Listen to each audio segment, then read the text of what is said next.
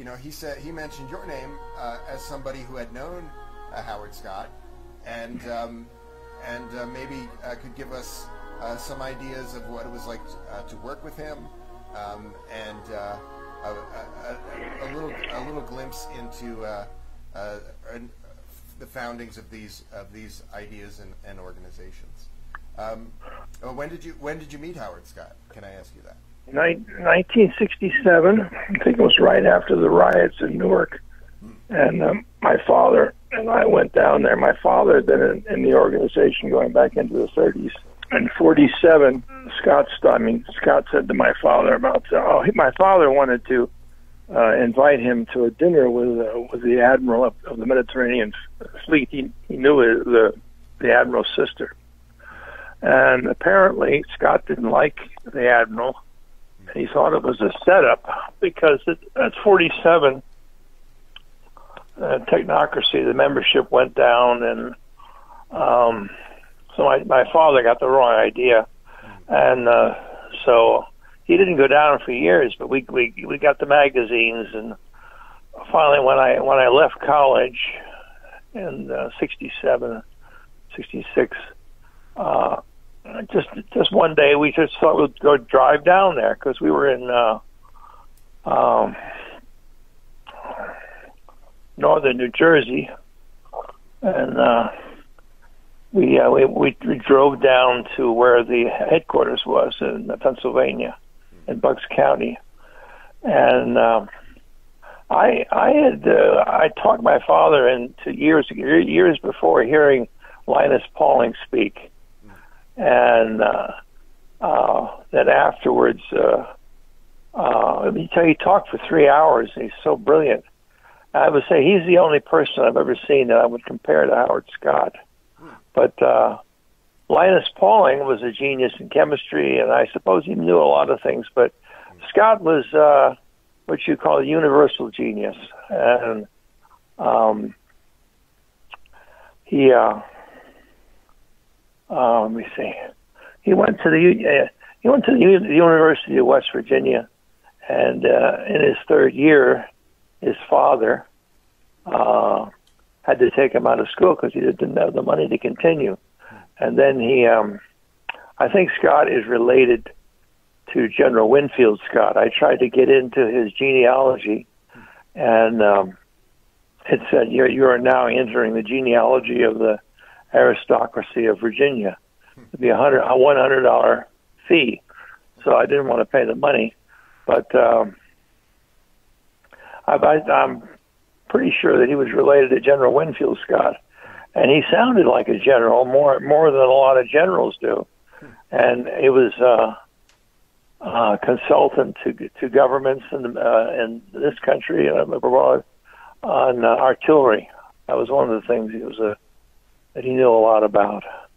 In 1938, in the yearbook of the Leonardo da Vinci Art School in New York, they devoted the yearbook to Technocracy and articles by Scott and other people in commentary.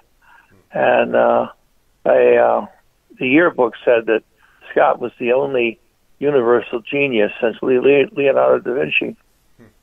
And it started the first time it was in print, it was in 1866.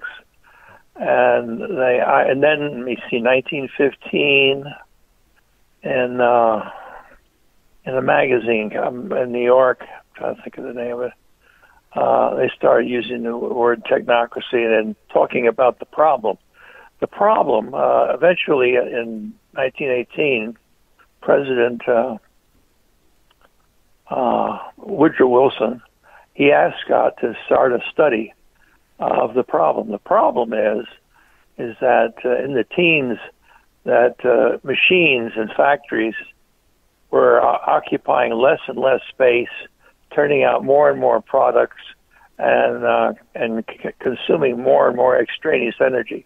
In other words, you have a problem of a large amount of goods with people who lost their jobs because they used extraneous energy to produce the goods, and so they Scott got together with a lot of friends that he had, like Steinmetz. Steinmetz was the chief consulting engineer for GE, and Dr. Richard C. Tolman was the head of the Fixed Nitrogen Research Center, of the Department of Agriculture, which really means explosives. And let me see who else. Then one of those people, I'm trying to think of the name, one of the founders wrote a book called The New Deal. And well, the Technical Alliance, which my mom was familiar with before she ever met my father, back in those days, a lot of these people I mentioned or could mention were known to the general public because they had articles about Steinmetz and like that. And so we got this group together from 1918 to 1922, and Steinmetz died in 23. And Howard Scott and Steinmetz had a patent on the 1.5 million vote transmission system, and they used mercury. Back in those days, they used mercury arc converters, and the patent ran out, and then it was eventually it was put across the Soviet Union and then across Canada and other places in the world. And what it could do, it could send a DC transmission from near the source of the power. Let me see, 3,000 miles with a 10% line loss, so you could bring power from Labrador down to Florida. And the electricity, well, it was broken down from AC to DC and then transmitted it to wherever they wanted it, and then stepped back into AC. And Steinmetz made this possible. He wrote a paper on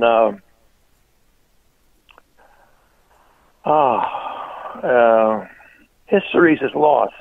That's the amount of power that you lose from the source of power out to who the consumer is, and then back with AC.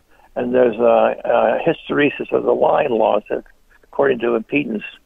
And mathematically, Steinmetz solved that problem, which opened up the use of it for a big industry like that. And then, so in that study, they analyzed statistics. They did a survey of North America of power and what the potentialities of mass production with fewer and fewer people.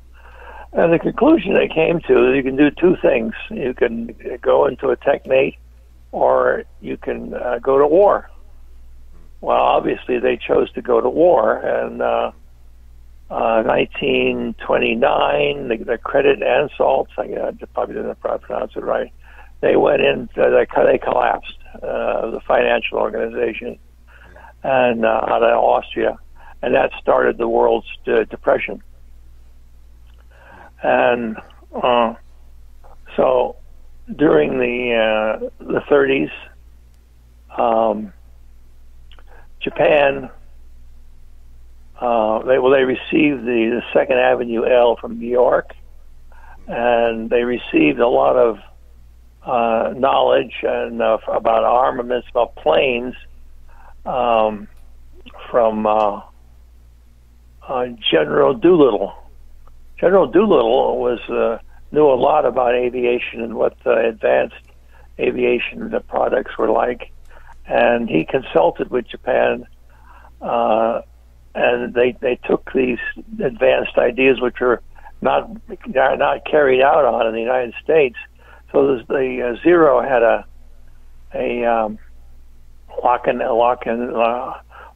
Lockheed airframe,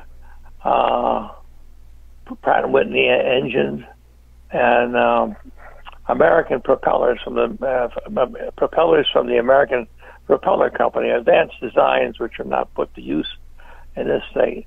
As similar to 1905 when Simon Lake developed the first modern submarine, and he couldn't sell it to the U.S. government, so it was used by the Russians against the Japanese at Tsushima.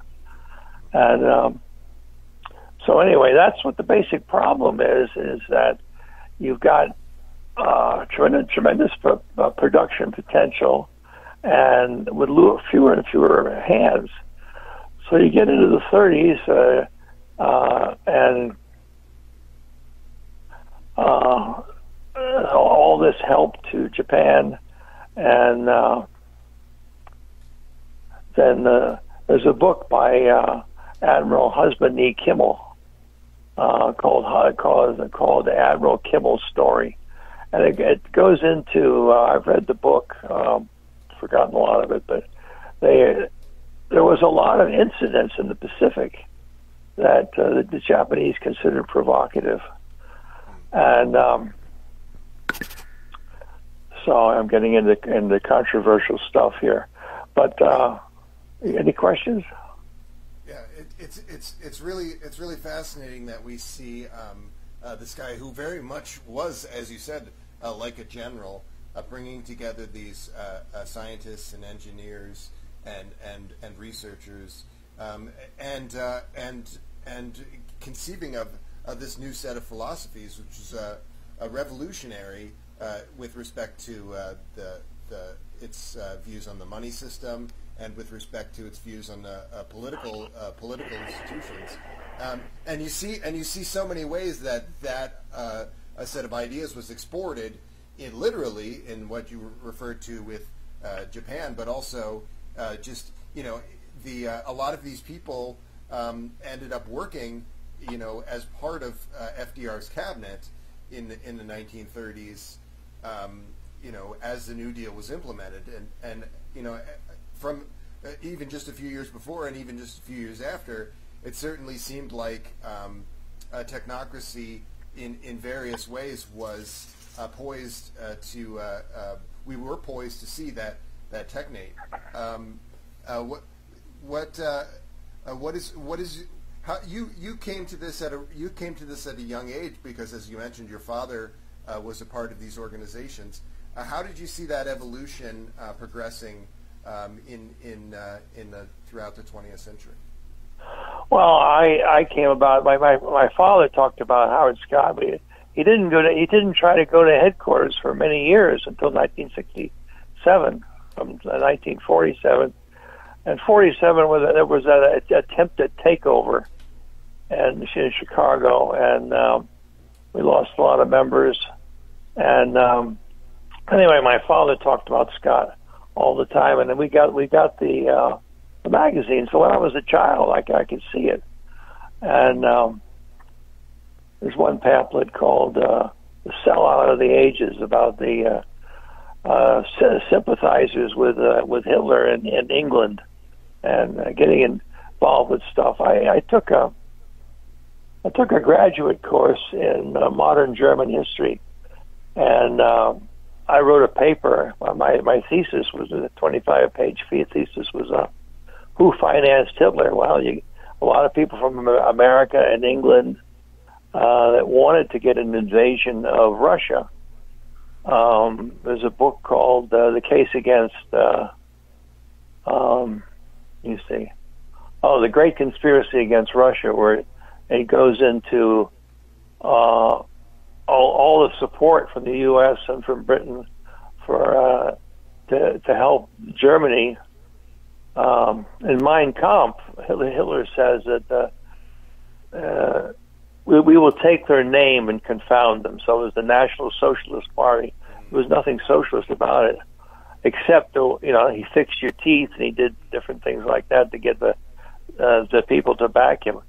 But there's a book called Wild Blue Yonder by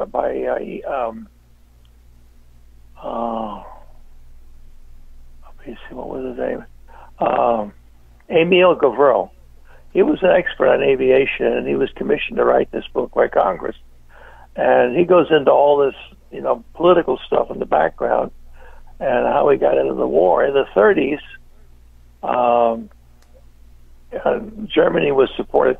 Well, you had the Young and the Dawes Plan in the 1920s, and the Dawes Plan in 1923.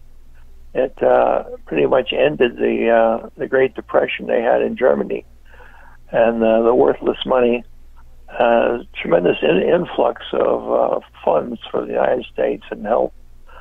In the 30s, when Hitler was building his war machine, 3/4 of the tanks that were built for the German army were built in GM plants in Germany, and 3/4 of the trucks were built in Ford plants in Germany. And the first built jet plane was built in a Russelheim, probably mispronouncing that, factory in Germany. And then, of course, the war ended before they had a chance to really take advantage of it.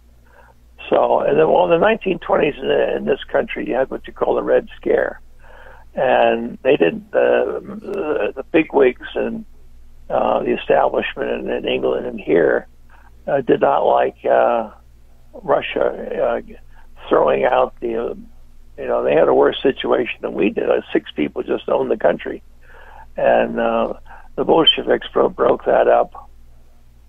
There was a number of invasions of Russia. There was a German and British invasion while World War I was going on, and to try to put down the Bolsheviks.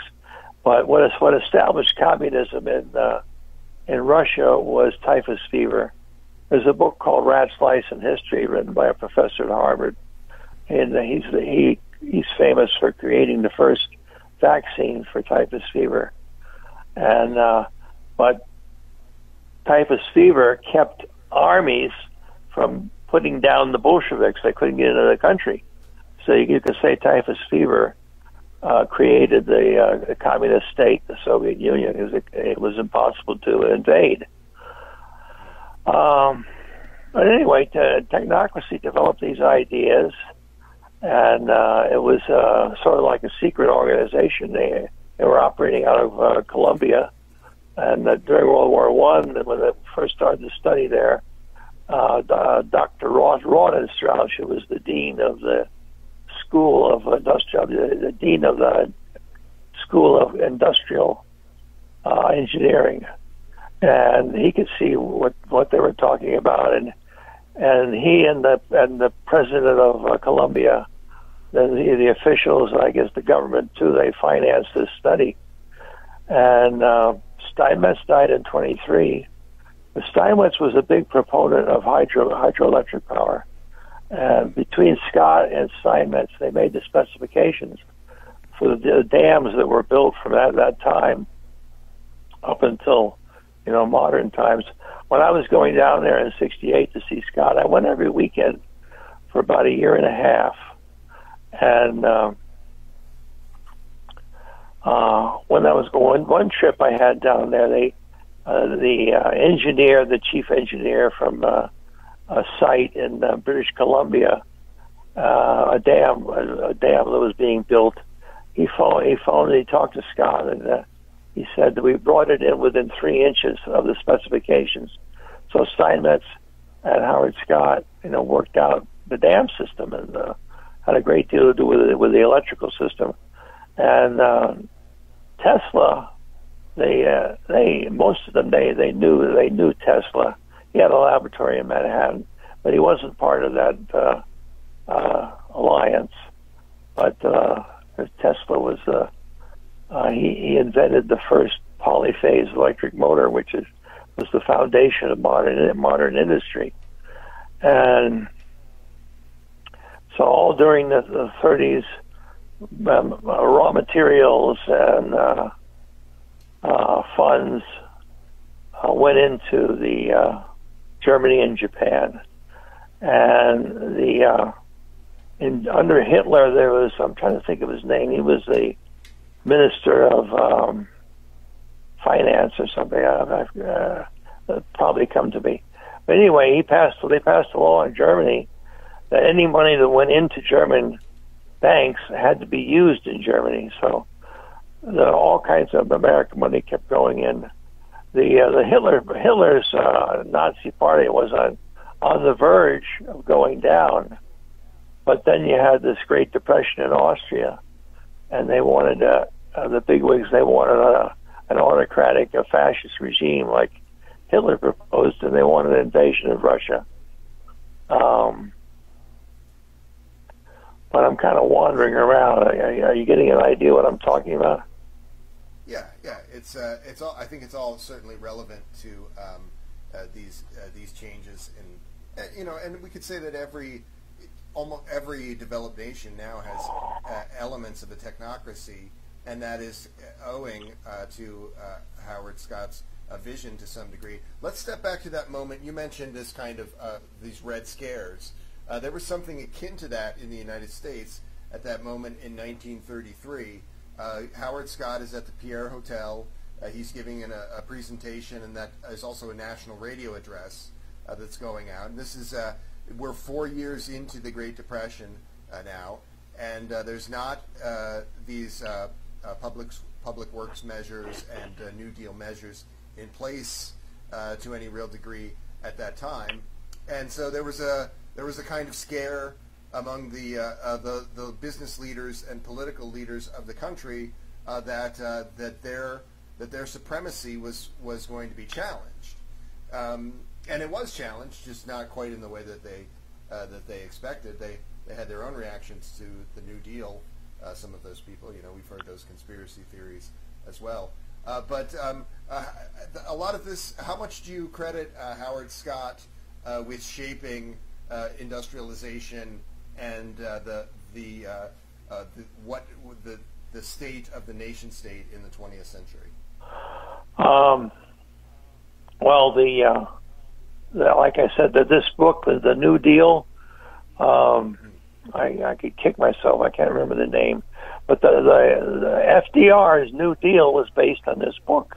That was written by one of the original technocrats, and I think the last name was Chase, and the first name is anyway. He was working with the alliance ended in 1922, I think, and he was looking for a job. This author of this book called The New Deal, and so he got a job working for the government. He working for the Democrats, I guess, exposing waste and fraud in government expenditures and like that. And then in 1929, a group of Republican senators got together and got him kicked out of his job. So then he wrote this book, The New Deal. So all that stuff that FDR did to try to save the economy was based on that book, which comes right from Technocracy. Howard Scott was never thought of going public with the study after the alliance broke up in 22. Then he was in Columbia University, and he had the backing of the university. And I saw a book once called "What Is Technocracy?" and one chapter was written by the then president of Columbia. And now they have at Columbia University, they have this sustainability department, sustainability of the environment, what have you. And the most famous member of that was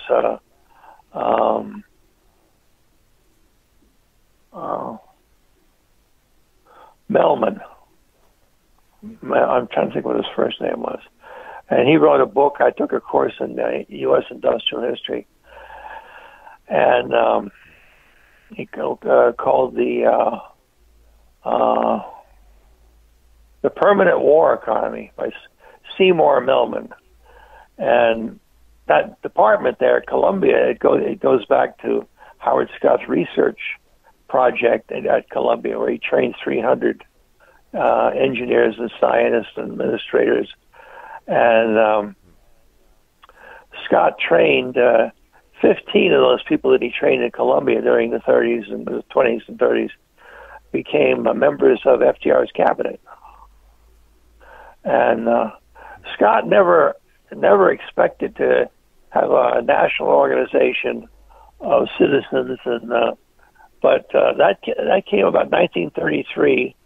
The press, everybody was looking for answers, and then somebody spilled the beans about the Technical Alliance and Howard Scott and Technocracy, and Scott was reading the papers one morning in his office at Columbia, and that's when he and M. King Hubbard, they started the organization. They incorporated it and made it into a membership organization to protect the study. And they got in, and that back in those days, well, I knew Scott in 67, 68, and he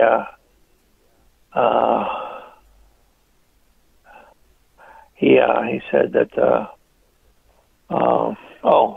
at that time there was about but in the 30s and 40s that there was about 60,000 members in Technocracy with about 500,000 followers. There was a big support for it in the industrial and manufacturing department of areas of the country like Detroit and like that, because of all of the people, that engineers and scientists and people that had a background in technology and had an idea what a problem it is. And then in across Canada, especially in the Seattle area, in California, the western states, was big support for Technocracy. But let me see. Scott was offered an estate on Long Island and a new Packard if he would give up Technocracy and start a think tank. Okay. And of course he didn't do that. And when I'm being around him, you could tell that he came from a family that was aristocratic with the manners and breeding. A very impressive person. And Colonel Herbert O'Yardley, who established the Department of Codes and Espionage in the State Department back during World War I, he was a friend of Scott, and he carried on the American Black Chamber, which was the spy breaking codes and things. It was behind a storefront in Manhattan. He had this Black Chamber continued until through the 1920s, and they got in touch with this foreign missionary who was fluent in Japanese, and Yardley used him, and he was able to break the Japanese code way back in the 20s. And then there was a meeting between the secretary, the new Secretary of State, who was Catholic, and Herbert O'Yardley, Colonel Herbert O'Yardley. He was bragging how they just broke the Vatican Code. The Vatican has had a secret service and codes going back a long ways, and the Secretary of State was Catholic, and he broke up the Black Chamber. When Herbert O'Yardley wrote, I think it's his first important book, The American Black Chamber, which is the reason that you have the American Secrets Act, goes back to the publishing of that book. And a few years ago, I read another book that he wrote. Well, I read and he used to work for bars and like that, and he would play for the house, and he didn't cheat, but he was good at codes and stuff, so he was able to, that knowledge it applies to poker too. Anyway, he wrote this book.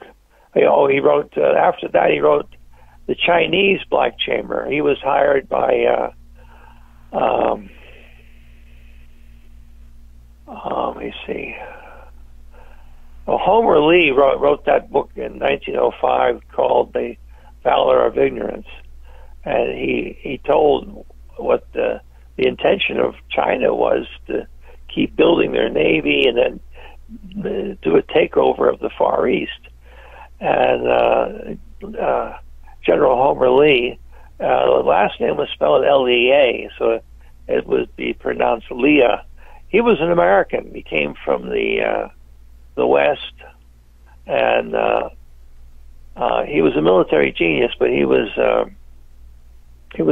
couldn't get into West Point because he was had a hunchback, and but he met with Sun Yat-sen. I think I said after the book was published, The Valor of Ignorance. I think he met him in New York, and he was hired to set up an intelligence division of the Chinese army and code breaking. And so he went, and I think he was in China from 37 to 38, and the Chinese army and the Japanese army were fighting, and there was bombings, and it's a very interesting read, the Japanese Black Chamber. But he was contacted by the American authorities, the Army and the State Department, to come back home because they knew that there was going to be an attack on Pearl Harbor. And Brigadier General Billy Mitchell, in his court-martial in 27, part of the testimony that he gave was he said that there would be an attack on Pearl Harbor, and it would come at dawn, and he went into detail on how it would proceed. So way back in 1905 with General Leah's book, The Valor of Ignorance, which was found on the bodies of a lot of Japanese officers, and Billy Mitchell the court-martial Billy Mitchell. So there was a lot of indications that there was going to be an attack on Pearl Harbor along there, but that's a whole story in itself. This gentleman, this gentleman that we were mentioning before, Stuart Chase, I just wanted to get that in there. His book, yes, his 1932 book was A New Deal, and he coined that phrase. In that, it's interesting because this thinkers like this, thinkers like Howard Scott and people within the Technocracy Movement. There's a lot of parallels to people who had a very big influence on policy making and civil society in those following decades. Like the Fabian socialists. They were not revolutionaries. They were incrementalists. But there's every real sense today in which Europe is a Fabian socialist sort of enterprise, and that's owing to the sort of foresight and patience of people like this. I think, or more recently, you alluded to this in passing as well. The Green movement has become an ideology that is shaped a lot of institutions, despite not being a political party of that competes with the two-party system. There's of course many green politicians, but relatively small in number. So it's pretty incredible to see the role that technocracy has played and the Technocracy Movement has played. Now, Mr. Wright, when we were talking, he made mention of the critiques from within this organization of militarism throughout the 20th century, but starting with the Second World War and going in many decades. Concerns about the U.S. as a warfare state, a warfare / welfare state. What do you think of Technocracy Inc.? Do you think that we could have had such a better country had we been more cognizant of these technocratic principles, and had that discipline not just in the 1930s but in the 40s, 50s, 60s. You with all of your insights into military history, maybe you could give us an alternate history of a kind, or some ideas about how technocracy can improve the military-industrial complex of today. Well, I think, well, like I said, Scott never wanted or expected to have a national organization with private citizens, and he thought of it as coming about with he had generals on his side. Mm-hmm. He used to have meeting with generals, and the agents would give him his files or whatever when they died and stuff like that. So he knew. And people kept asking him, when are we going to have a technate? And so he resisted that for years. And finally he said, 1942. Mm-hmm. He thought that the country was destabilized enough that you have to have the public support. It suffered so much that they believed what he was talking about. Mm-hmm. And in 1942 he said it would go down. I mean, the military takeover. Mm-hmm. And then you had Pearl Harbor, and which they found a solution to the Great Depression and with the problem of automation and like that, and unemployment through war. You know, during the 30s, they had the Conservation Corps and the Corps for Artists or Playwrights that Orson Welles was involved with. And that kept it afloat. But then, like I say, they built up the German and Japanese war machine, and which Admiral Kimmel goes into detail in his book, Admiral Kimmel's Story. And you had, before the attack, let me see, 2 or 3 weeks before the attack on Pearl Harbor, I've read that Scott was on the radio predicting, because he was in communication with Yardley, who broke the Japanese code, and the thing was, it was, I think, east-west rain instead of southwest rain. In other words, there was an imminent attack on Pearl Harbor. And so Scott got on the radio, and there was a copy of Enigma in the Aleutians, but they wouldn't give Kimmel and Short a copy. And so they were expecting an attack, but you can't stay at a high state of alert permanently. So they would go into a high state, and nothing happened, and they'd have to knock it down. And they weren't allowed to have a copy of Enigma. It was like Washington wanted this to happen. Because before the attack on Pearl Harbor, the night before, in the Aleutians, they decoded a message coming from Tokyo to the embassy, the Japanese embassy in Washington, burn all code books. And so they got in touch with an officer in Washington, and he started banging on doors, and he was stonewalled until the attack was underway. Like they wanted it to happen. And in that book, The Wild Blue Yonder, he talks about in Manila, Hawaii had already been attacked, and the commander of the airfield at Manila was on the phone with Douglas MacArthur, and he already knew that Pearl Harbor was being attacked. They wanted to get his planes in the air. And Douglas MacArthur kept saying, not yet. He waited until he could hear the bombs dropping. That's in that book, The Wild Blue Yonder, which I used to have a copy of.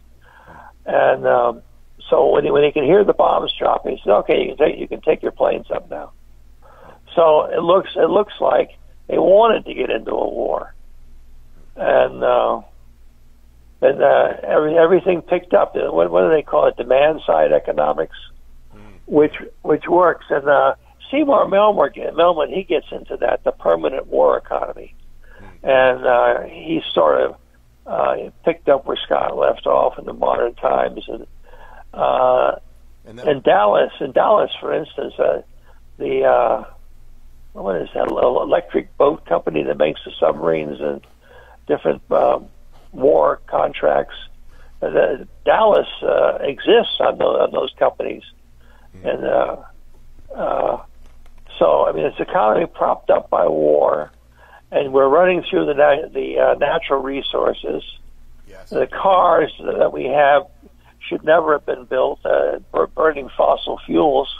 Scott told me that, and it's old technology, but free piston engines that were used in U-boats, the German invention, and it works like the thing that goes back and forth is like a diesel, and it's 48% efficient, whereas internal engines are 16%.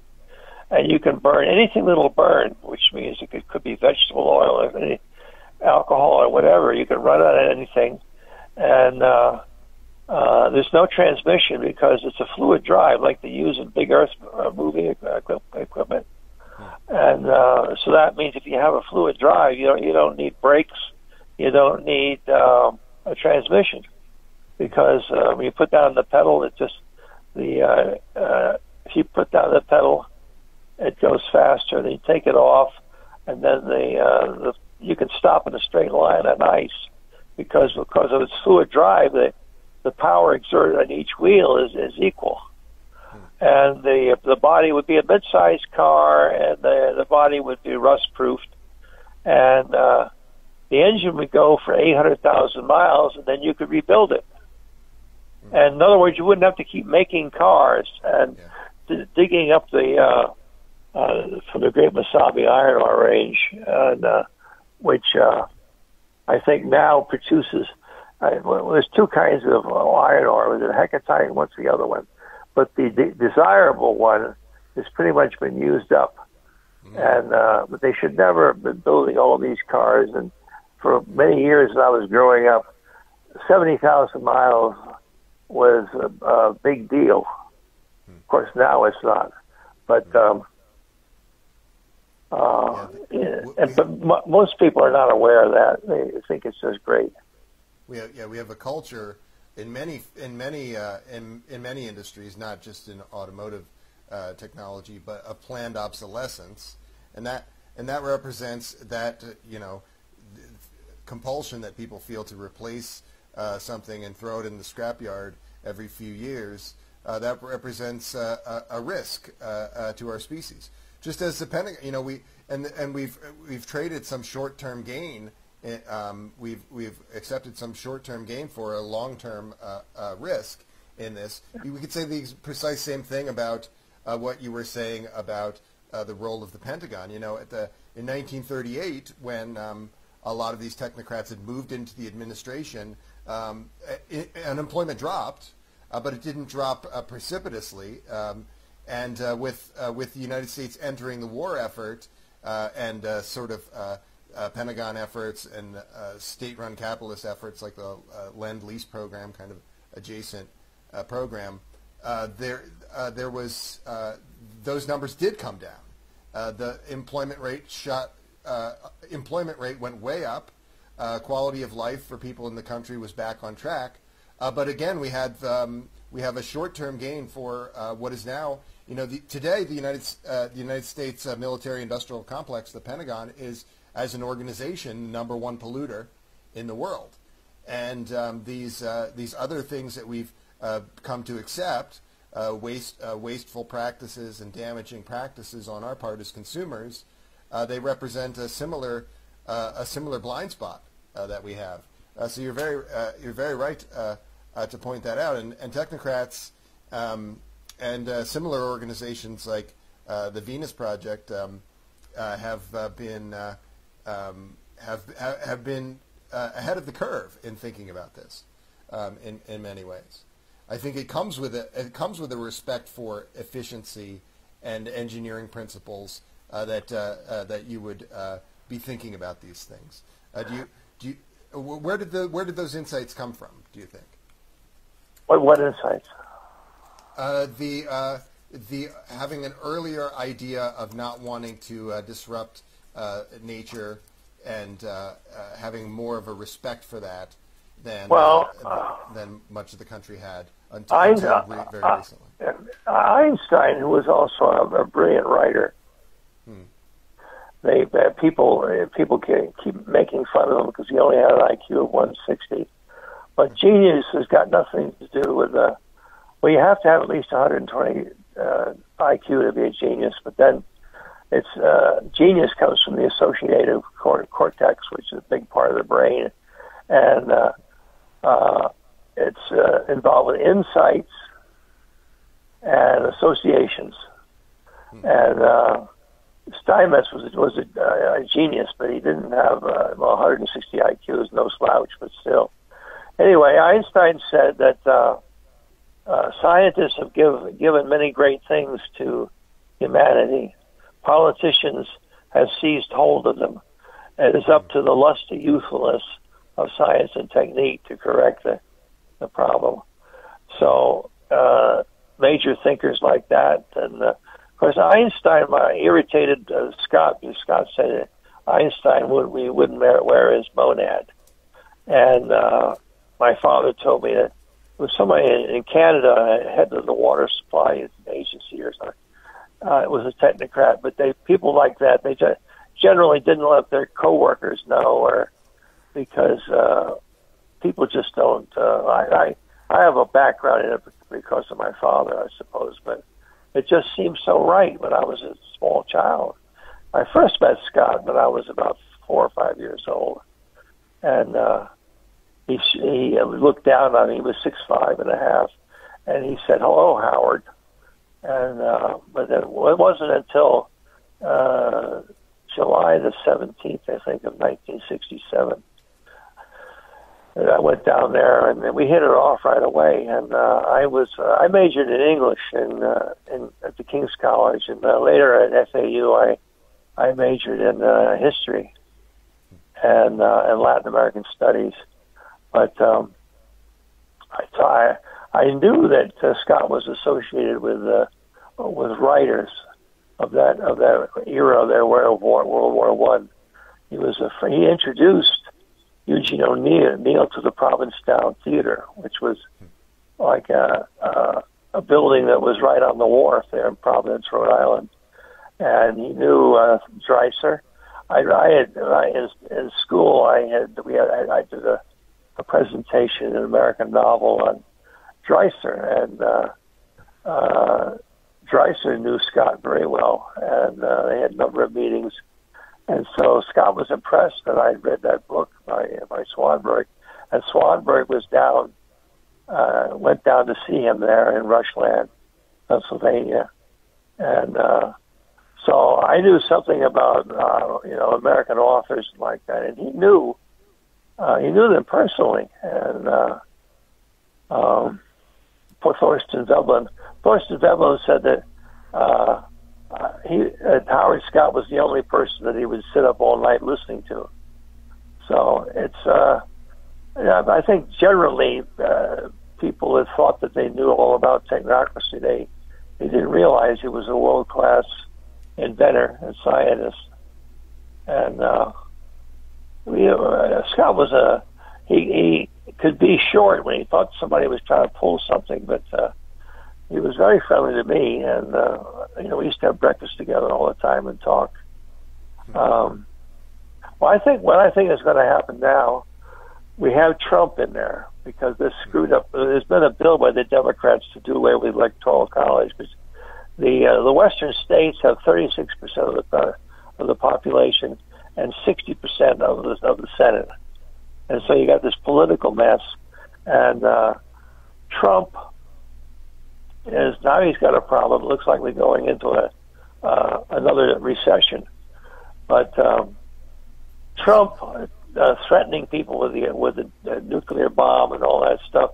But you probably noticed he backs off. Like, we don't hear about a war with Iran. Iran has got a navy. They can stop the transport of oil to this country, and they have a powerful war machine, and they're used to taking heavy casualties. There's one cemetery in Iran that has 60,000 graves from the war with Iraq, and that's just one of them. And they would be a tough nut to crack. And historically, Iran is not the enemy. During the time of Queen Elizabeth I, Turkey could have easily gone into Europe and invaded England, but they had an enemy in Iran, because you had a war going between Iran and Turkey, and Iran was strong enough to weaken Turkey, so they weren't able to invade England. And Queen Elizabeth I, she never realized it, but the government of Iran wanted to have an alliance with England against Turkey. It never came about, but in other words, the craziness of Trump wanting to get into a nuclear war with North Korea, with North Korea, and then wanting to get into a war with Iran. You notice it gets to a certain point, and then he shuts up about it. The generals, they know what we're talking about, and they're not going to let us get blown up on a nuclear holocaust. They would step in if he tried to start launching missiles and stuff like that. And go ahead. I imagine that with guys like Pompeo and John Bolton, particularly, very much controlling these kind of things, that would be a more realistic prospect, war with Iran. That whatever they don't care if there's how long it would take or how much it would cost or what the political fallout would be. But I think that Trump is somebody who's very much cognizant of what the blogosphere, how it reacts. In previous conflicts there was no blogosphere. There was no Twitterverse. There wasn't large masses of people responding to these things in real time, leading up to these actions. And so my feeling is that development is the main thing, the main reason that we are not in an Iran nation building phase right at this very moment. But I think that there's I don't see Trump as somebody who has a lot of restraint on that, except that he's most of what he says is a lot of bluster, and so he'll say the bluster sorts of things, but maybe not necessarily then act on them, which is perhaps a certain kind of blessing in disguise. Yeah. Let's talk for a moment about what Howard Scott, where this country was leading up to the New Deal. As we mentioned, a lot of people from the Technocracy Movement were part of that brain trust, that cabinet that implemented a lot of reforms, things that were unheard of at the time, tax code reforms, protections for the elderly in the form of Social Security, large civil engineering projects that brought people a lot of jobs. There were criticisms of that that it wasn't enough. That it was a great effort to protect capitalism itself and the worst parts of capitalism, even rather than addressing the structural concerns in the way that maybe a technate might.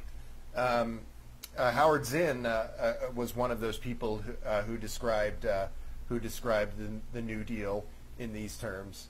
What criticisms do you have of the New Deal?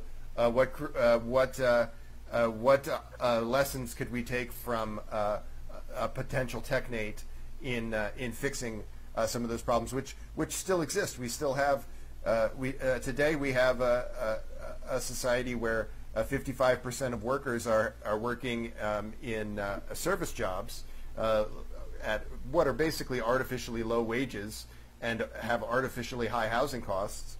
We have automation, a wave of automation coming to eliminate a lot of those jobs. Truck drivers are not going to have jobs in a few years. People at Walmart and McDonald's are not going to have jobs in a few years. How can we apply the principles of technocracy to fix those problems of the 20th century and also the problems that we are seeing that are particular to the 21st century? Well, Howard Scott said, one of those conversations I had with him, he said, we want the Republicans to get in power. And if he could look down now, I think he would be pleased that Trump is in there because he's the perfect guy to bring it down. He's insulting and obnoxious. And they say, I read he had an IQ of 157. I think, running a big corporation like that, he and his grandfather used to run brothels in the West. That's the source of the fortune. They were clever about that, but he thinks he's a genius. He's not a genius. They can't, not good at making insights and whatever. But, technocracy was on the brink of coming into power in 1942.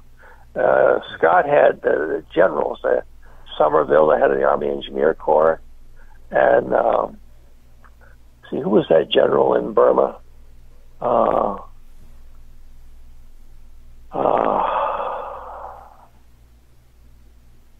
General in Burma. There was he was a technocrat, and is it Stilwell? I think so. Yeah, and he had a lot of people that were in the intelligence. My father was. He was 36 or 37 when the war broke out, and he went down to enlist in the Marine Corps. He'd been in the Marines in the 20s, from 23 to 27, and he went down to and they turned him down because he had flat feet from painting elevators and swinging backwards and forwards. And he came from pioneer stock, and he would push himself till something broke. So he had flat feet, and he was, 37 or something. So my father was in for 7 months, and he was in the United States. He was in the Royal Palm Hotel in Miami Beach, and the building next to it, up above, you see this light on in the bathroom, and that was Gable, studying for the Army Officer Corps. And then I have a point to this. Then he was shipped to Jefferson Barracks, and I think it was St. Louis or whatever. They had a large amount of Army personnel that were there, and a lot of young kids were getting pneumonia, the sickness. And my father went down with his own money to the pharmacy in town and got cold medicines and stuff for them. But then he went to Tacoma. I think it was at Tacoma. There's an Indian school in way up near the Canadian border, and Wisconsin. I think Toma, Wisconsin it was. And he's talking about technocracy, and he'd been giving lectures on, they would ask, anybody want to talk on a subject? And so he'd get up and try to talk about technocracy, but it's what he's talking about is over the heads of most people. And but up there in the Indian school, and up there in the cold, he was becoming a source, an irritant to the establishment there.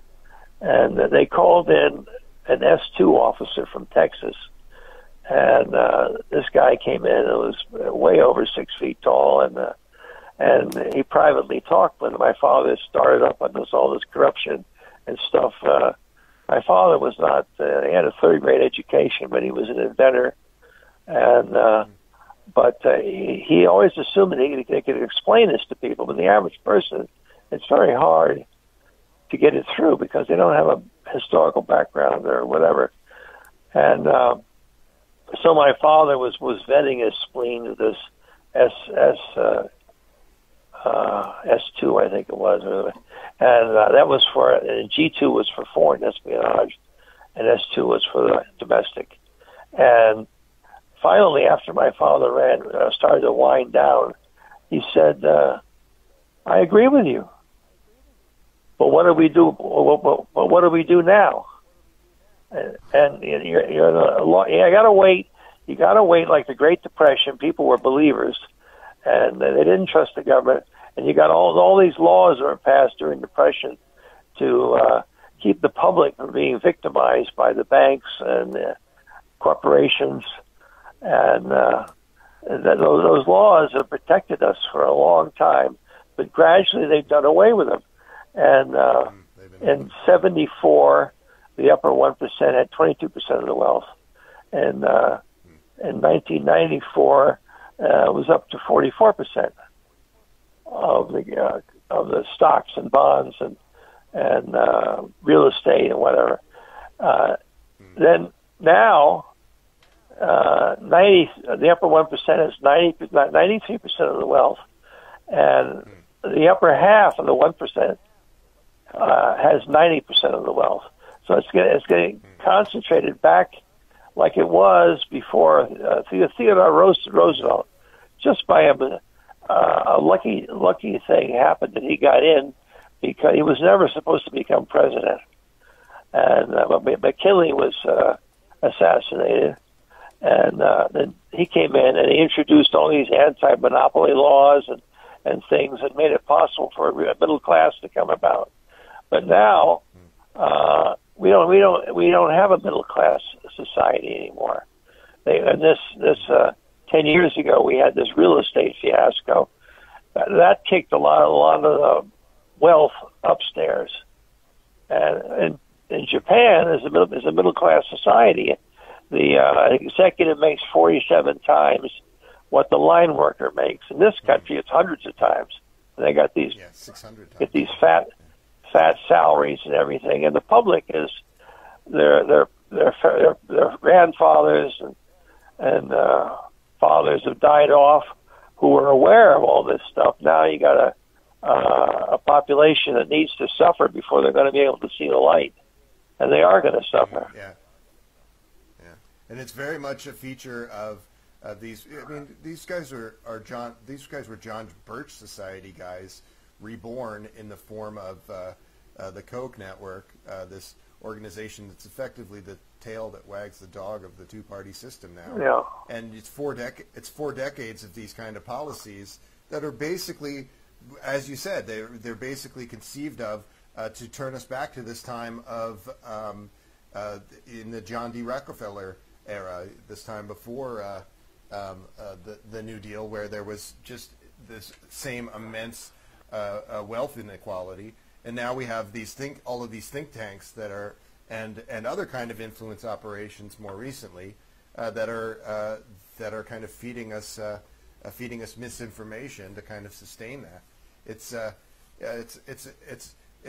horror, and I'm reminded of what you said about Howard Scott and how he and his colleagues at that earliest of stages, they were basically just it was a collection of public works projects that they were working on. This was not a political entity at a certain stage, but there was a need for it, and it kind of took on a life of its own in the form of a larger movement.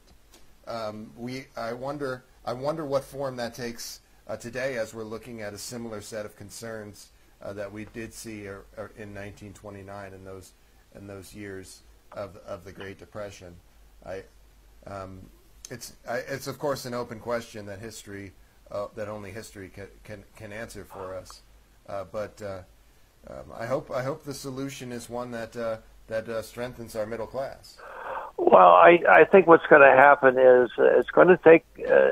It's been 50 years since Scott died. He died in January 1st, 1970, and he told me, he said, you have to be patient. It's a big body.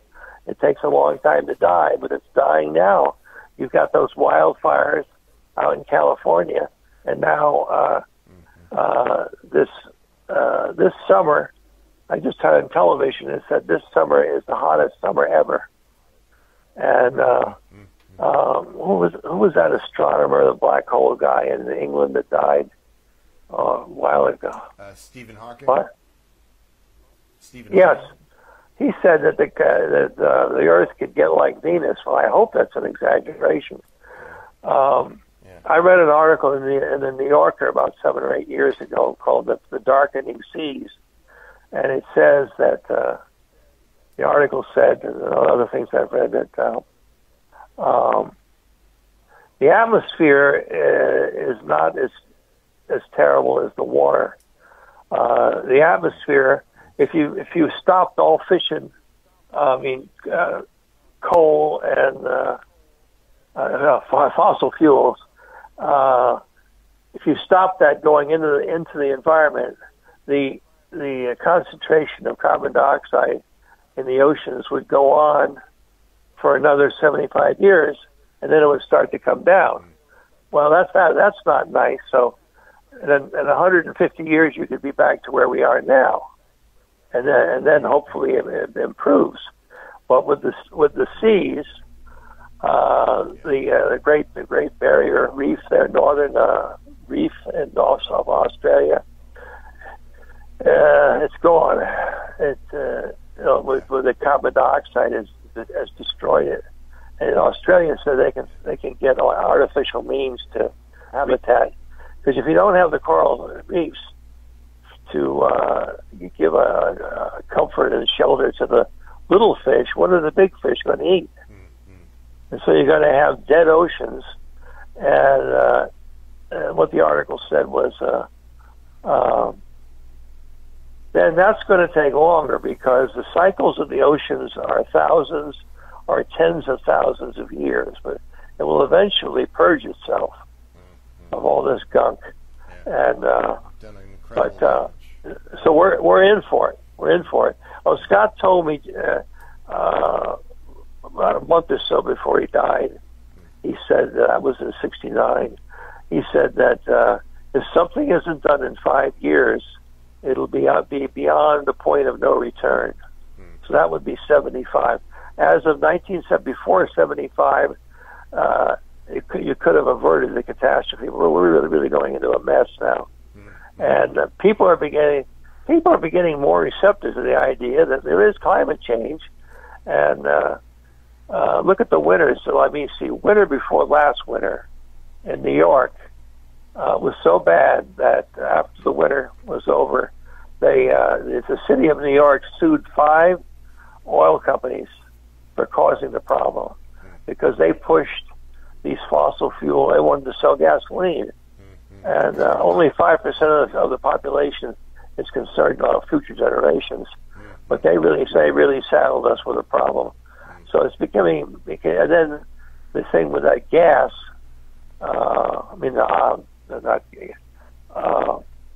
The gas that they get from the ground, natural gas. They found ways to extract that across the states, and the oil company is so powerful that the public that's being affected by the land and water being polluted and damaged, they sue, and it doesn't do them any good, because the oil company can hold it up for years in court. But one thing that when it got to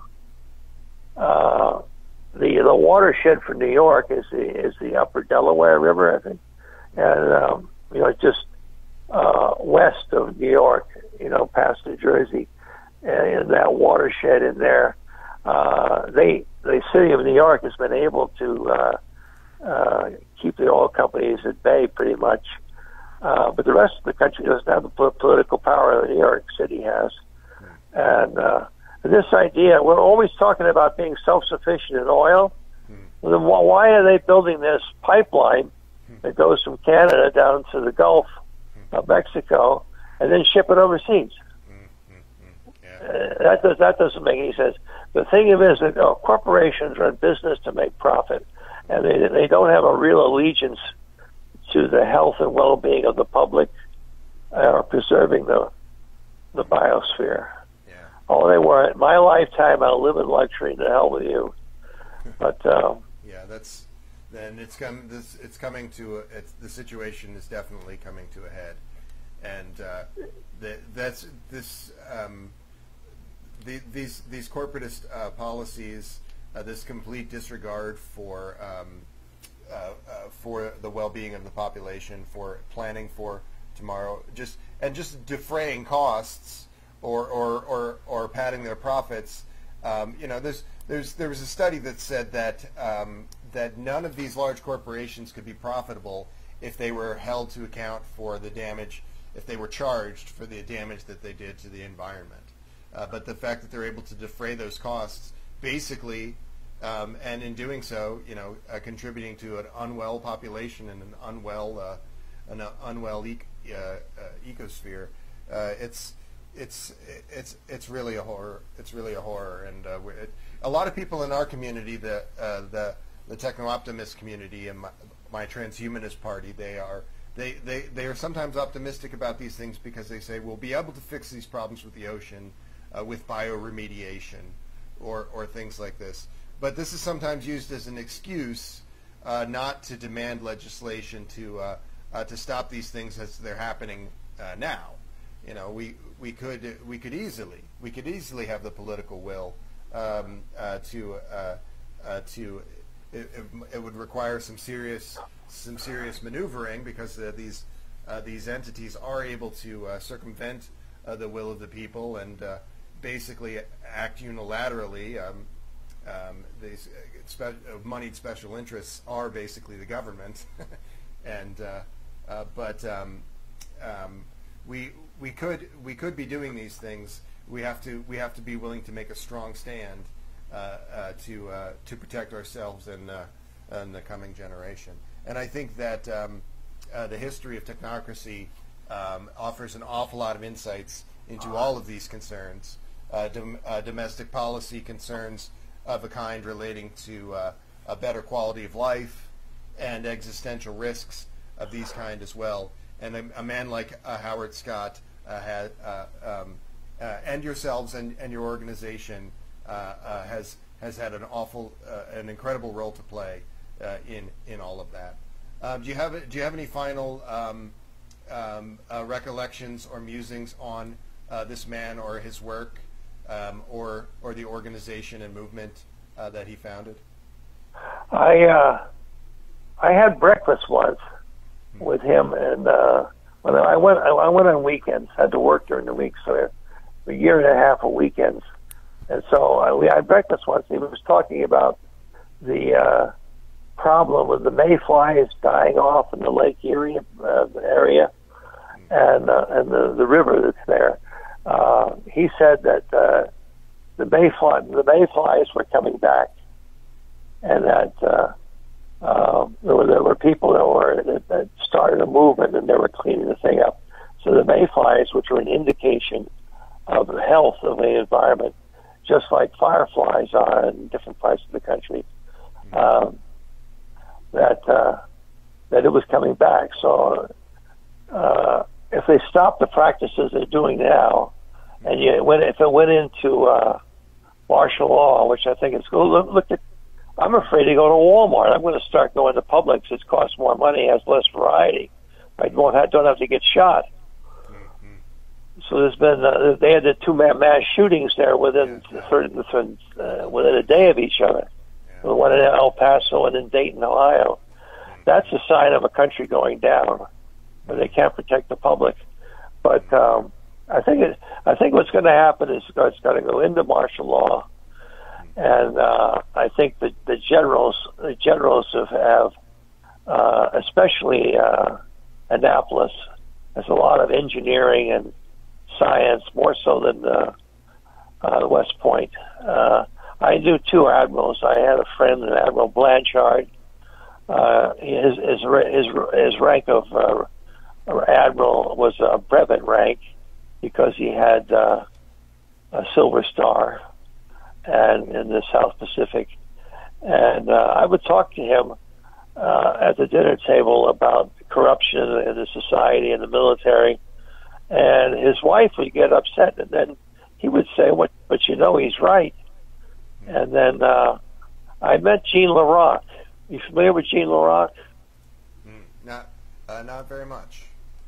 Yeah, well, he was the commander of the Fast Carrier Task Force in the Mediterranean.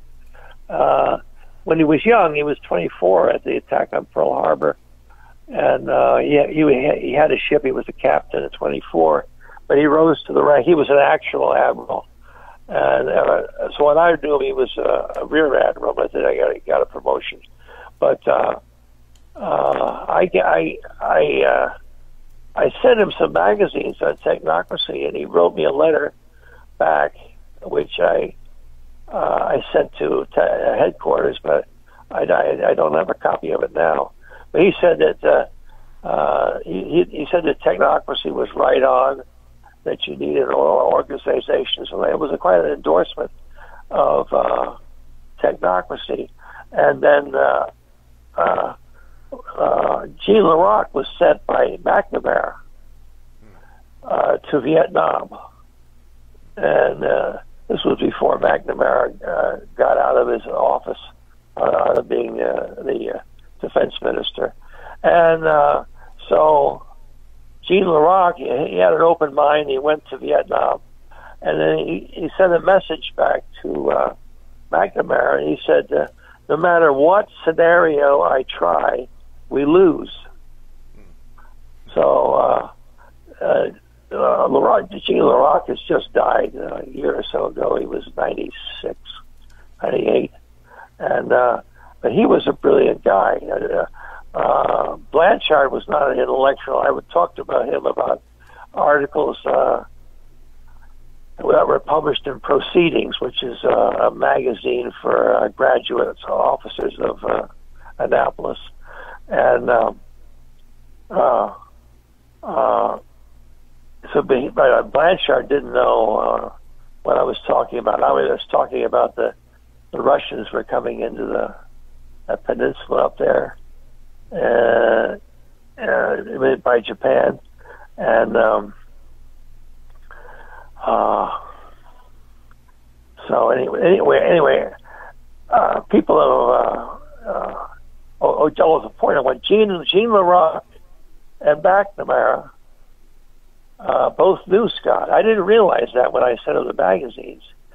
And McNamara, he was the head of Ford or GM, and he improved the company and like that.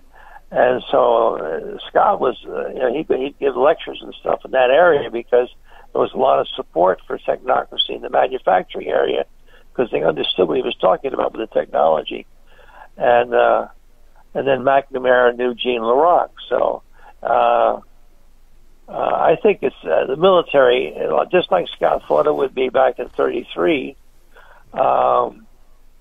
it would go into martial law because the people would have backed it. The public was up against the wall. But now they've taken money away from families, and they've wiped out the middle class pretty much. And then, but as now with the wildfires and the environment collapsing, and they've got huge crowds of people in Paris I was watching that were talking about, like we're talking about the environment like that. That hasn't quite gotten so intense here, but it's coming. And so I think it might start to pick up steam when you get these. You're afraid to go to the grocery store, and because the politicians want to favor the gun lobby because they're making a lot of money. But call me again if you want to talk again. Yes, thank you very much, Howard Rushing. This has been really a lot of interesting background and insights into these institutions. I feel like I know the Technocracy movement a little bit better for this conversation. So thank you, and I enjoyed this. Sorry if it's getting a little late there. I kind of have to get some dinner here on the okay. western side of things too. You got to eat. But thank you again. Let's do this again sometime. I've enjoyed this very much. All right. Thank you very much. Good night.